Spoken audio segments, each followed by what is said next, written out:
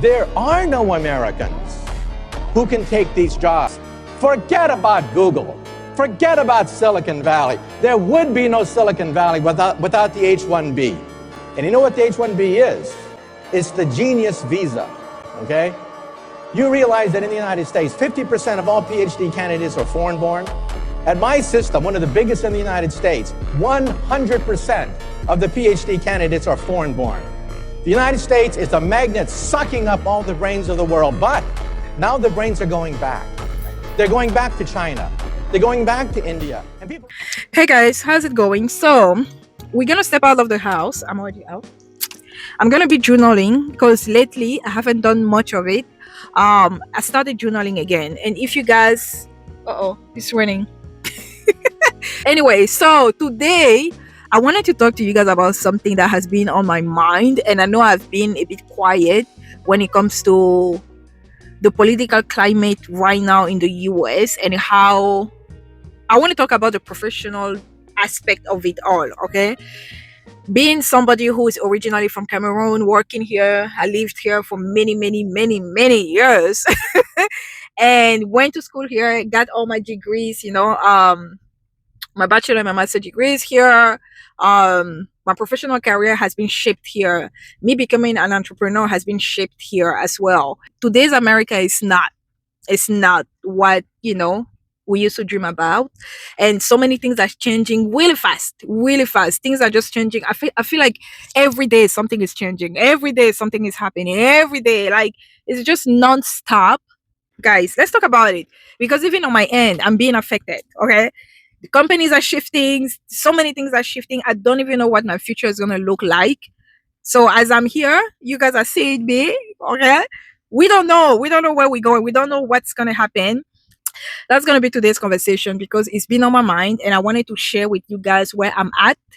And I know, everybody is trying to be brave, but we have to tell the truth, and we have to tell people this is how we're coping with what's happening, and this is how it's affecting us. Okay, and I'm not the only one. I know many people have lost their jobs and blah blah blah. Many things are about to change, and I can feel the change coming, and it's not always a positive change, but let's talk about it.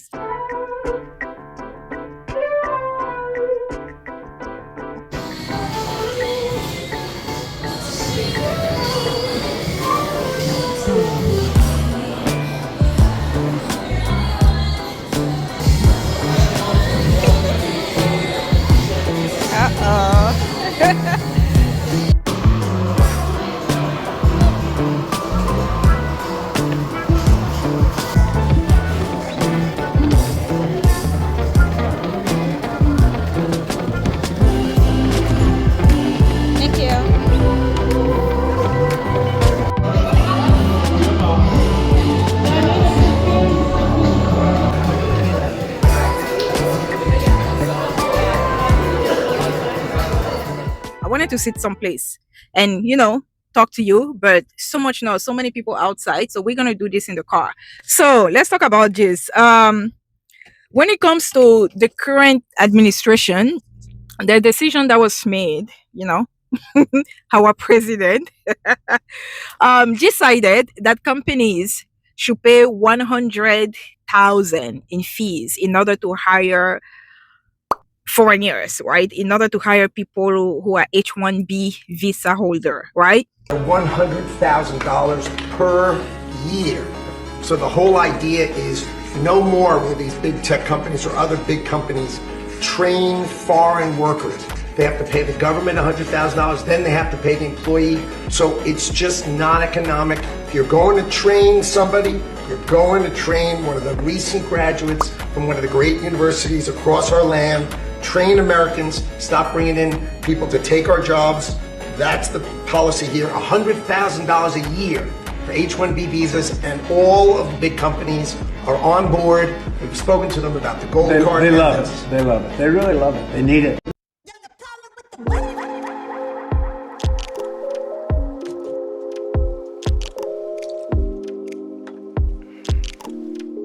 Current circumstances, obviously, that are unprecedented for us here at Emirates. We are aware that a number of passengers do not wish to travel with us, and that's perfectly fine. I live in Texas. I live in Houston, right? Houston is known for oil and gas, right? It's like the hub of oil and gas companies left and right, right? And when I moved to Houston, my goal was to work for an oil and gas company. It's just that, it was, I mean, I don't do oil and gas. I'm an accountant. I'm an auditor. That was my background. I wanted to work for oil and gas because it was known for oil and gas. I have many friends who work for this industry, right? And unfortunately, guess what? All of them are many of them are H1B visa holders, right? I remember when I moved here, many of them had that visa, right? Some of them are still working for oil and gas. Some of them are working outside the country and they come here occasionally, and some of them are working here. President signed a bill saying that companies have to pay 100K in fees in order to hire foreigners, because he wants company to hire Americans, right? The thing that is happening, which I think many companies are going to say the same thing. The reason why a lot of foreigners were hired for certain positions, whether it's the tech industry, right? Big tech companies like Oracle, Microsoft, Google, Facebook, all of that, right? America has a secret weapon. That secret weapon is the H1B. Without the H1B, the scientific establishment of this country would collapse. Forget about Google. Forget about Silicon Valley. There would be no Silicon Valley without the H1B. And you know what the H1B is? It's the genius visa, okay? You realize that in the United States, 50% of all PhD candidates are foreign-born. At my system, one of the biggest in the United States, 100% of the PhD candidates are foreign-born. The United States is a magnet sucking up all the brains of the world, but now the brains are going back. They're going back to China. They're going back to India. And people are saying, oh my God, there's a Silicon Valley in India now. Oh my God, there's a Silicon Valley in China. Duh. I'm a foreign engineer with 1.5 OPT remaining, but I already decided to quit my 180K big tech job and leave the US. For 3 years, I woke up every morning with this knot in my stomach. Not because of work, but because my entire life depended on the policy I couldn't control. Then I asked myself, have I ever truly relaxed in America? I came here for financial freedom and peace of mind, but instead I've lived in constant fear. There's never a moment I could just breathe. Student visa, OPT, H1B, green card. It's an endless cycle of anxiety. So I said, fuck it. Instead of betting my life on one final lottery or random policy change, I'm starting my own US company and running it from overseas. Enjoying low living costs and better healthcare while still earning US dollars. The people who are willing, and I'm not saying that Americans are not hardworking people, I think they are, but I think foreigners are more willing to work longer hours for a lower salary, right? And I'm saying that because I'm somebody who also comes from somewhere. So I've seen hands-on the difference between my American friends and us who were coming from abroad, who were coming from Africa, who were coming from Asia, and so forth, right? Like many of us, when we come here because we don't actually, I mean, the only choice we have is to make it. It's either you make it or you make it, right? You have no room for failure. I mean, because there's an entire village, an entire family back home who is relying on you to succeed. And sometimes, in some instances, there's an entire family who put money together for you to actually be in this country and to make them proud and to give back to the community, you know? So a lot of Indians that are my friends that I know of are still sending money back home, are still helping the parents. A lot of Chinese that I know, a lot of Africans, a lot of this and that, like we're doing it, right? So even though the salary is probably like 100K, for example, we're willing to take 80, right? Because we're just thankful. I think many immigrants, we're just thankful to be here. We're thankful to be like, oh my God, thank you for the job. And as much as I've been here for many years, my mindset is still the mindset of somebody who migrated here years ago, right? Like I wasn't born in America. So I know the struggle of being an immigrant. I know the struggle of working hard and having no options but to succeed, right? And this thing is going to affect a lot of people. The 43,000 residency spots in the United States, about 10,000 of those spots, 10,000 are filled by H1B visa. We heavily rely on foreign medical graduates to be able to fill, especially in underserved areas, primary care positions. As a foreign medical graduate myself, I'm a U.S. citizen, so I only saw this discrepancy when I was applying for residency and fellowship. I did not realize how much more difficult it was. You're not going to see any of these rural hospitals be able to afford $100,000 per doctor. So you're looking at a dramatic cut in the availability for medical doctors in rural areas. You're looking at a dramatic shift in the residency match process. And this is going to be absolutely devastating for so many intelligent people who had a lifelong dream. Those people were my co-residents. Those people were my co-fellows. I know these dreams, and this is absolutely going to pull the rug out from under them. We're sweeping up into this mess the backbone of the primary care in rural areas of the United States. H1B visas are given to highly skilled workers coming from foreign countries.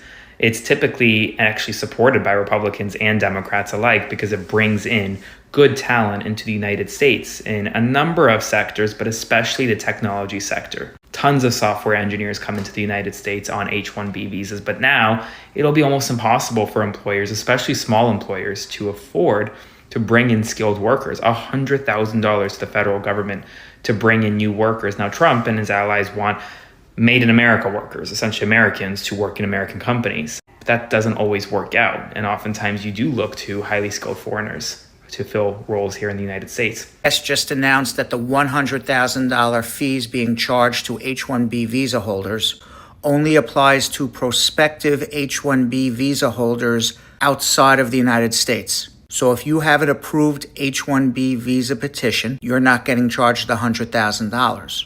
If you have an H-1B visa, you can travel back and forth safely without being charged $100,000.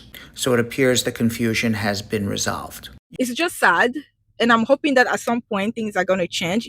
In order for change to happen, there needs to be chaos, right? And then in the mix of chaos, that's when big change happen. So I'm just looking at this season like the season where everything is it's really chaos in all angles, not just H1B visa holder. There's so many Americans who are losing their jobs on a regular basis. I made a video last time about people losing their job, how more than 300,000 Black women lost their jobs. And it's not just Black, the majority of the demographic is Black women, but beside Black women, there are many people from all over the place losing their job. Tech people, as much as AI is going to be an improvement and it's going to make our life easier, there's always the good and the bad side, but it's also going to make a lot of people lose their jobs. You cannot avoid that. At the company that I'm working with, same thing is happening, right?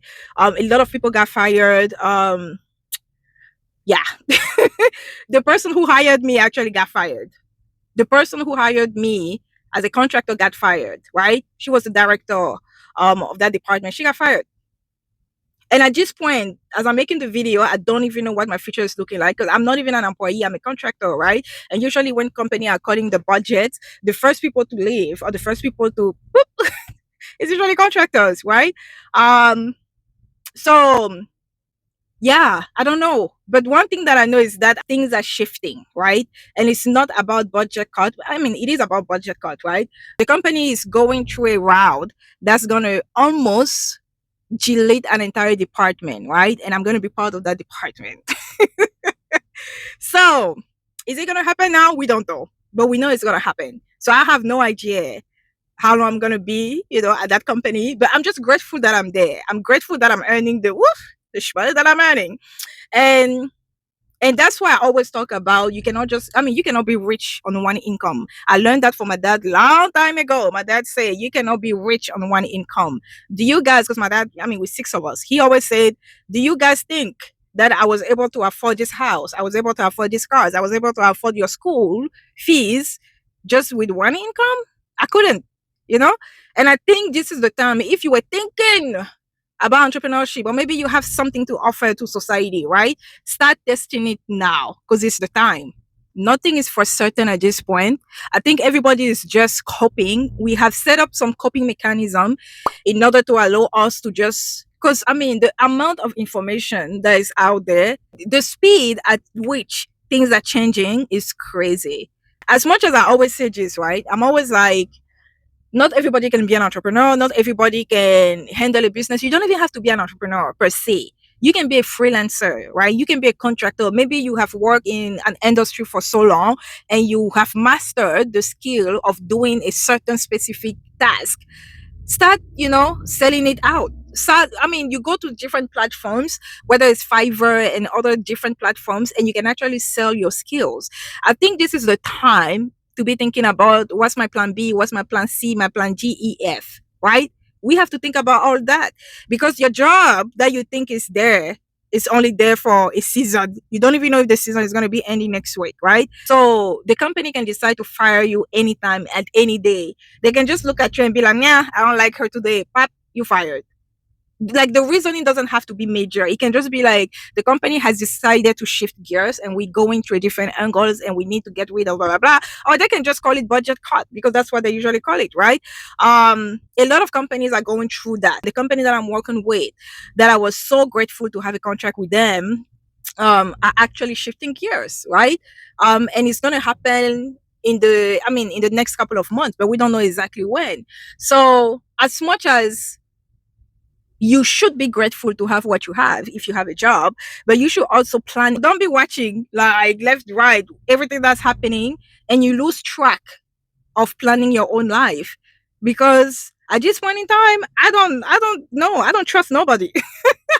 Even the boss that you think loves you dearly, okay, is not trustworthy. Seriously. One thing that I've learned about corporate America, is that everybody can smile at you, even when they don't like you. Even when they hate your gut, they can still smile at you. Oh my God, how you doing? I love your dress. I love your hair. Wow, you look good. And then they turn their back. You don't know what they're saying behind closed doors, you know? So if you're about your shmoney, make it about your shmoney. In French, they have this saying that goes this way: Ne mets pas les organes. Ne mets pas les organes.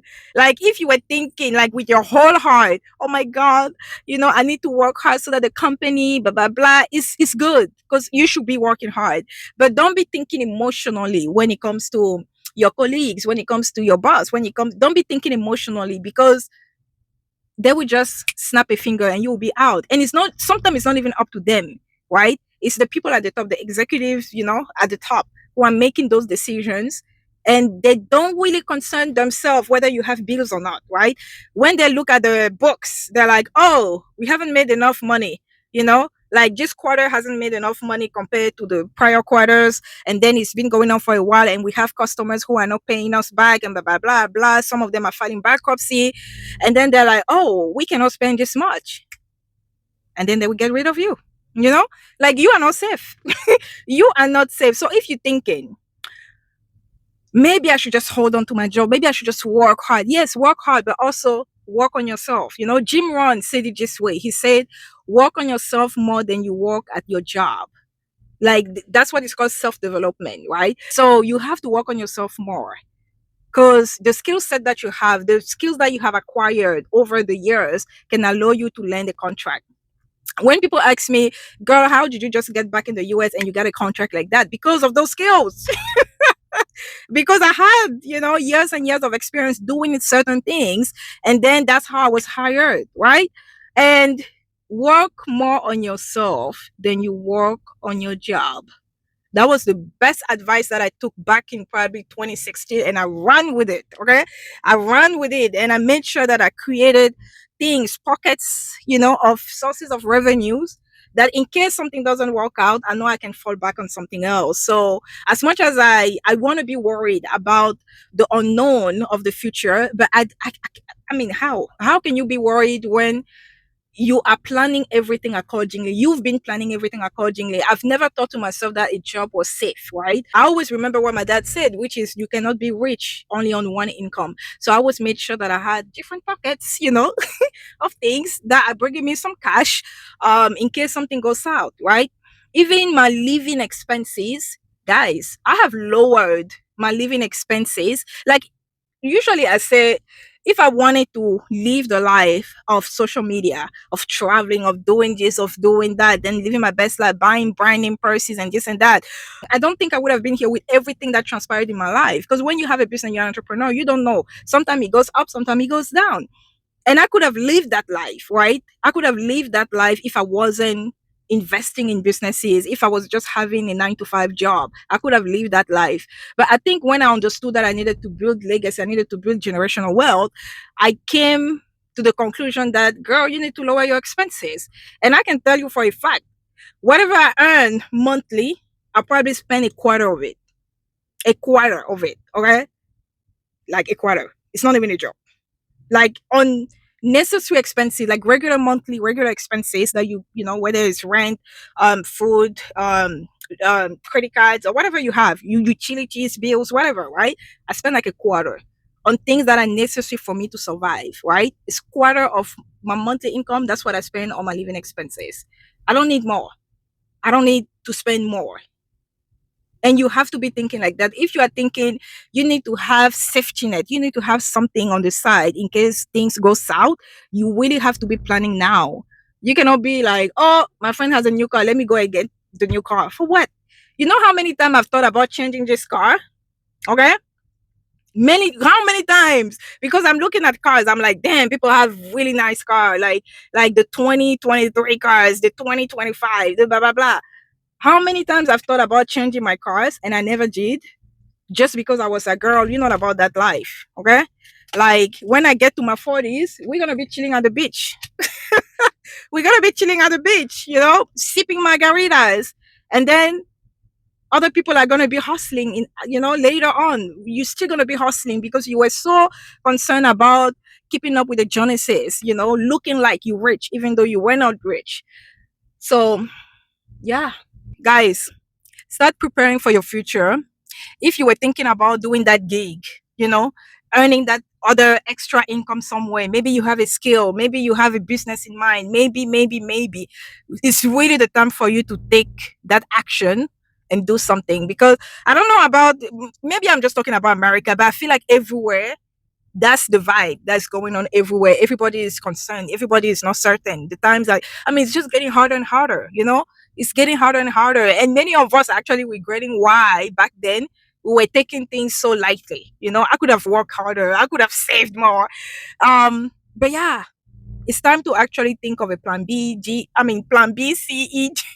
I don't even know how to say. You already have a plan A. Now you need a plan B, C, G, E, F. Right? A, B, C, D, E, F. Guys. Anyway, thank you for watching. I gotta go. I'm already late. I gotta go. I love you guys.